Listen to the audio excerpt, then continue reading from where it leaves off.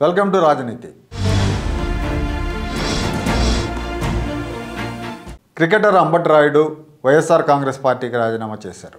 క్రీడాభిమానులందరికీ అంబటి రాయుడు గురించి తెలిసే ఉంటుంది. ఈయన కొంచెం ఇంట్రావర్ట్గా ఉంటారు, ఎమోషన్స్ని కంట్రోల్ చేసుకోలేడని, ఎరగంటగా ఉంటాడని, క్షణికావేశంలో నిర్ణయాలు తీసుకుంటాడని రాయుడు గురించి తెలిసిన వాళ్ళంతా చెప్తూ ఉంటారు. ఆయన ఏ నిర్ణయం తీసుకున్నా కూడా అది కొంత వివాదాస్పదంగానే ఉంటుంది. 10 రోజుల క్రితం వైసీపీలో చేరటం, అంతలోనే రాజీనామా చేయటం రాజకీయ వర్గాల్లో చర్చనీయాంశమైంది. రాయుడు విషయంలో ఏం జరిగింది, అసలు వైసీపీలో ఎందుకు చేరాడు, వెంటనే ఎందుకు రాజీనామా చేశాడు అనే ప్రశ్నలు తలెత్తుతున్నాయి. ఈ ప్రశ్నలకు సమాధానం తెలుసుకునే ముందు అసలు రాయుడు వ్యవహార శైలి, ఆయన కెరీర్ గురించి కూడా మనం మాట్లాడుకోవాలి. ముందు నుంచి కూడా ఇతను దుందుడుకు స్వభావి. ఇతనిది స్వస్థలం ఆంధ్ర, అయితే హైదరాబాద్లో సెటిల్ అయ్యారు తల్లిదండ్రులు. అందుకనే హైదరాబాద్ రంజీ జట్టుకు ఆడటం ద్వారా ఈయన వెలుగులోకి వచ్చారు. టీనేజ్లోనే 16-17 ఏళ్ల వయసులోనే మంచి బ్యాట్స్మెన్గా పేరు వచ్చింది. అప్పట్లో హైదరాబాద్ జట్టు కోచ్గా శివలాల్ యాదవ్, క్రికెటర్ శివలాల్ యాదవ్ తమ్ముడు రాజేష్ యాదవ్ ఉండేవాడు. ఈ రాజేష్ యాదవ్ కూడా రంజీలు ఆడేవాడు. రంజీలు ఆడి రిటైర్ అయ్యాక హైదరాబాద్కు కోచ్గా వచ్చాడు.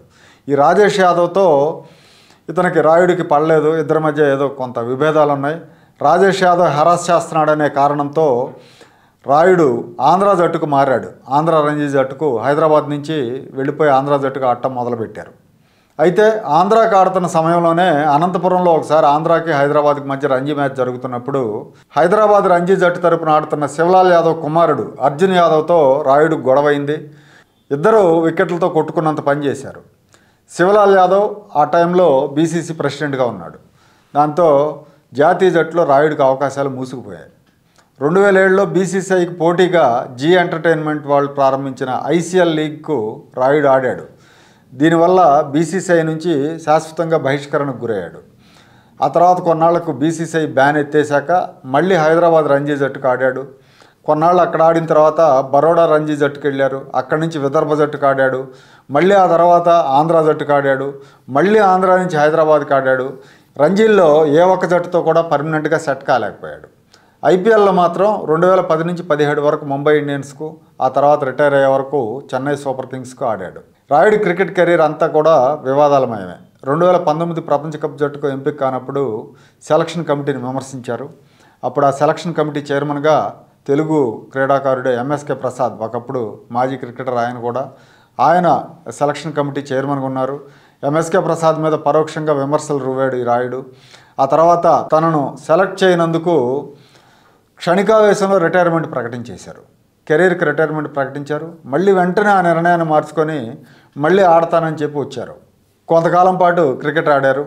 ఇతను ఎంత ఆవేశపరుడంటే ఉప్పల్ స్టేడియం దగ్గర వాకింగ్ చేస్తున్న సీనియర్ సిటిజన్స్ కారుకు అడ్డం వచ్చారని వాళ్ళని బూతులు తిడుతూ దాడి చేయడానికి వెళ్ళాడు. ఐపీఎల్లో ఆడేటప్పుడు కూడా హర్భజన్ సింగ్, హర్షల్ పటేల్తో గొడవకు దిగాడు. ప్రతిభావంతమైన బ్యాట్స్మెన్ అయినప్పటికీ కెరీర్ ఆశాంతం, నిలకడలేని నిర్ణయాలు, తొందరపాటుతనంతో నష్టపోయాడు. రిటైర్ అయ్యాక రాజకీయాల్లోకి రావటం, అది కూడా వైసీపీలో చేరటం కూడా తొందరపాటుతనమే అనుకోవాలి. ఎందుకంటే ఆల్రెడీ ఇప్పటికే వైసీపీ 4 ఏళ్ల పాలనలో అప్రతిష్ట పాలైంది. అందులో నుంచి ఇప్పుడు బయటకు వస్తున్నారు. అందరూ బయటకు వస్తున్న టైంలో ఈయన లోపలికి వెళ్ళారు. అంతా అంటే వైసీపీ ఓడిపోతుంది అన్న అభిప్రాయం నెలకొన్న తరుణంలో రాయుడు జగన్ పంచని చేరాడు. కానీ చేరిన వారం రోజుల్లోనే రాజీనామా చేశాడు. రాయుడు రాజీనామా మీద రకరకాల కథనాలు వినిపిస్తున్నాయి.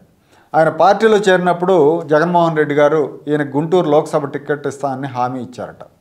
రాయుడు స్వస్థలం కూడా గుంటూరు పరిధిలో పొన్నూరు అసెంబ్లీ నియోజకవర్గం కిందకు వస్తుంది. అయితే జగన్మోహన్ రెడ్డి ఇప్పుడు గుంటూరు నుంచి నరసరావుపేట ఎంపీ కృష్ణదేవరాయలను పోటీ చేయించాలనే ఉద్దేశంతో ఉన్నారు. కృష్ణదేవరాయలను ఇక్కడి నుంచే బరిలోకి దిగాలని బలవంత పెడుతున్నారు. తనకు గుంటూరు సీట్ ఇస్తానని చెప్పి పార్టీలోకి తీసుకొని ఇప్పుడు ఇంకో వ్యక్తిని గుంటూరు నుంచి బరిలో దింపే ప్రయత్నాలు చేస్తుండటంతో రాయుడు షాక్ అయ్యారు.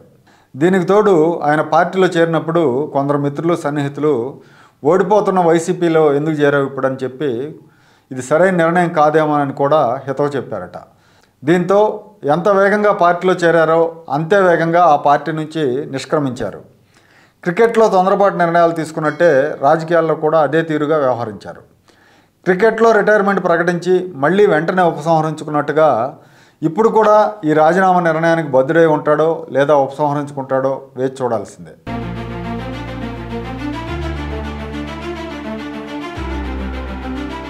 Like, share and subscribe to Rajaniti channel.